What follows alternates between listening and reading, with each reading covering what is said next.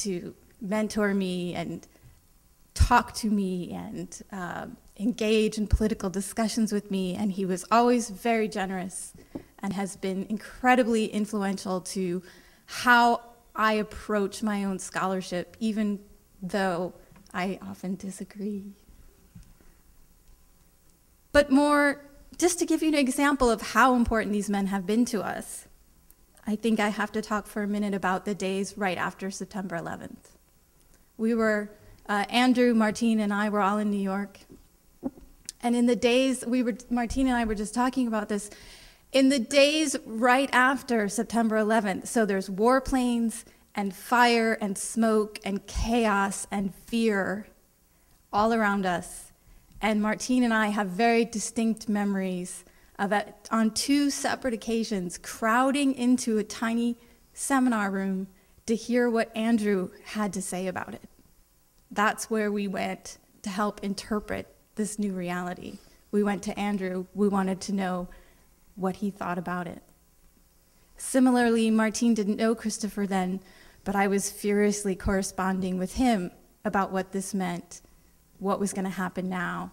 And he very compassionately, although never shirking away from the seriousness of the calamity, spent time talking about it with me. So we thought, considering that on this 3rd anniversary, it would be good to go back to the men that had been so important to us and ask them what they think now. So, thank you.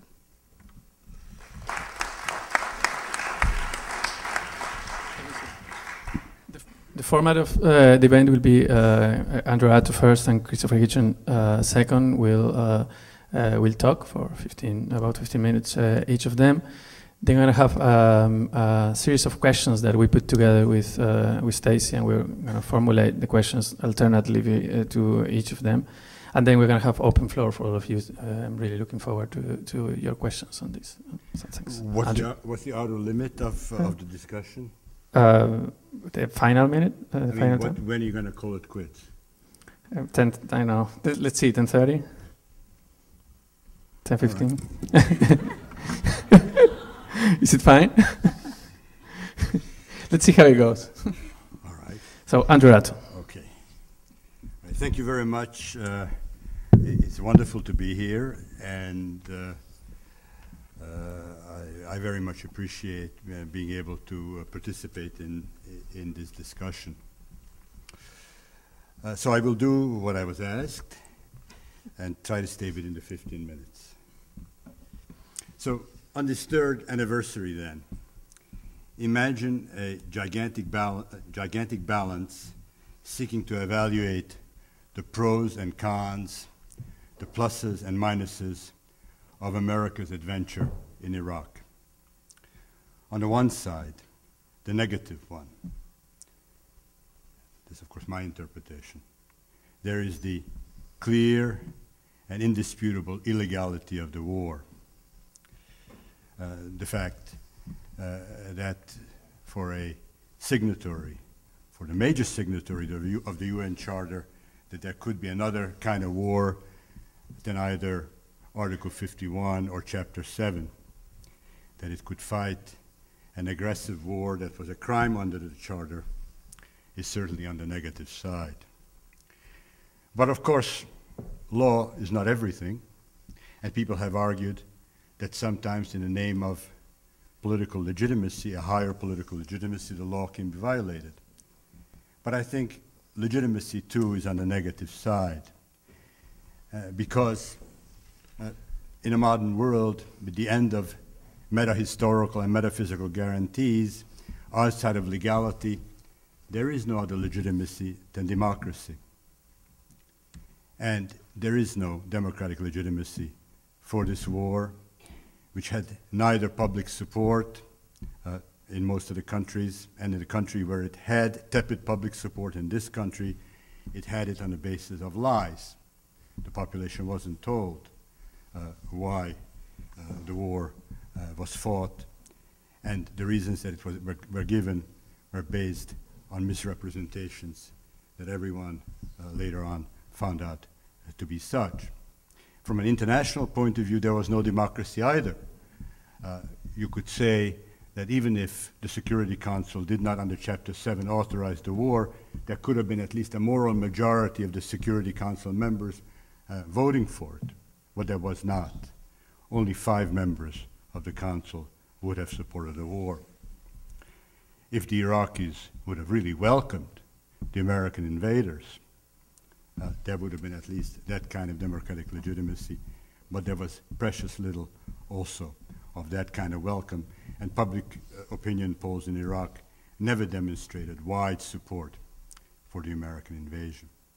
So that much for legitimacy.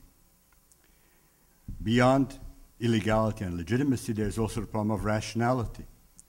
From the point of view of the regional balance, from the point of view of the war against terror, from the point of view of the problem of nuclear proliferation, this war was a deeply irrational one.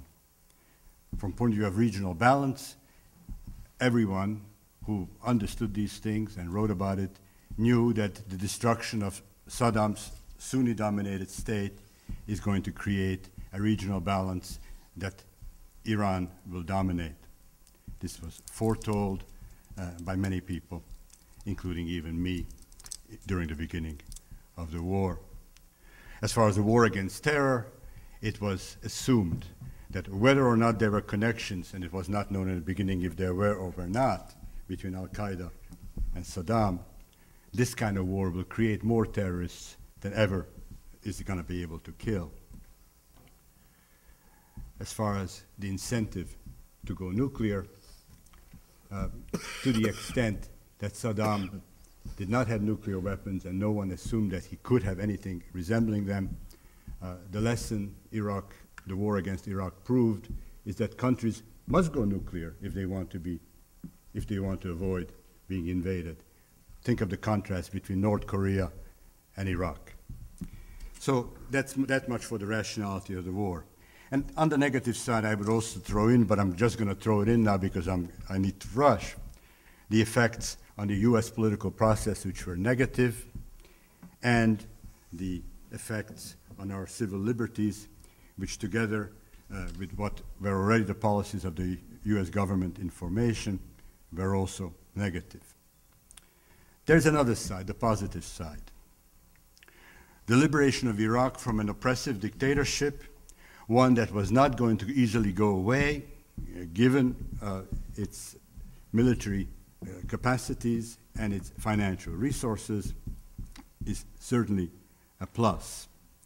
The release of political energies, elections, parties, mass actions, constitutional politics, 2 constitutions were written, a constitutional politics that is still going on, and we can talk about that in the discussion if you want, is certainly on the plus side as well. Which side outweighs which? Assuming my picture, the answer for a non-Iraqi will most likely be the negative. How could it be otherwise?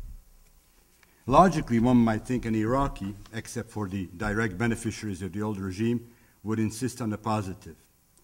I'm afraid that at least today, and I don't know about the surveys exactly at the time of the war, with the exception of the Kurds, few Iraqis would actually say today that it was worth it from their point of view.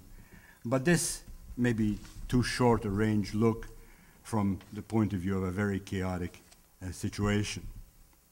It may be wrong, in other words, that liberation was nothing more than a self-serving occupation. It may be wrong, too, that the political process would have turned out to be a failure. It may also turn out to be wrong that the 2 constitutions were not solutions of societal divisions, but were their exacerbations. Iraqis today actually feel these things, at least the majority tends to. The liberation was only an occupation, the political process a failure, the constitutions are no good and solve no problems, but they could be wrong. What we need to explore, however, is what has happened between then and now, and whether their suspicions are right or wrong. And if their suspicions are right, was it inevitable that a thing that had some things on the positive side of the ledger should turn out the way it has?